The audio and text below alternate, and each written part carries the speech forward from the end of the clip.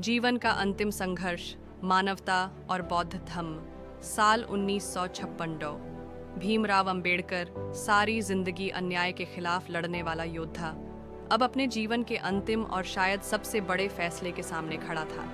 बाबा साहेब ने जीवन भर एक ही सवाल पूछा, मानव को मानव बनने से कौन रोक रहा है? छुआछूत, जाति, भेदभाव, इन जंजीरों ने करोड़ों लोगों को इंसान कहलाने लायक भी नहीं छोड़ा था।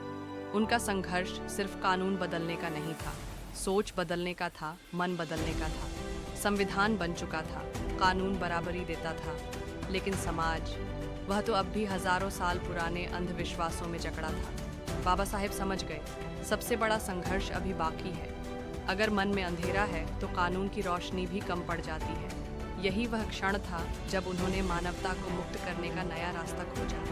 वे बौद्ध दर्शन का अध्ययन करने लगे, जहाँ किसी ईश्वर का डर नहीं, कोई जाति नहीं, कोई ऊंच नीच नहीं, सिर्फ एक ही सिद्धांत, करुणा, समानता और तर्क। बुद्ध का संदेश उन्हें भीतर तक छू गया। सबसे बड़ा धर्म है मानव को दुख से मुक्त करना। लेकिन यह फैसला आसान नहीं था। पूरी जिंदगी संघर्ष करने वाला यह मन फिर एक नई लड़ाई के लिए तैयार हो रहा था। लोग पूछते, बाबा साहेब धर्म क्यों बदल रहे हैं? वे मुस्कुराकर कहते, मैं धर्म इसलिए बदल रहा हूँ ताकि मेरे लोग बदल सके, उठ सके, इंसान बन सके। और फिर वह ऐतिहासिक दिन आया, 14 अक्टूबर 1956, नागपुर, दीक्षा भूमि। लाखों लोग, सागर की तरह उमड़ा हुआ जनसमूह। मंच पर खड़े बाबा साहेब, बीमार, कमजोर, लेकिन आत्मा पहले से ज्यादा शक्तिशाली थी।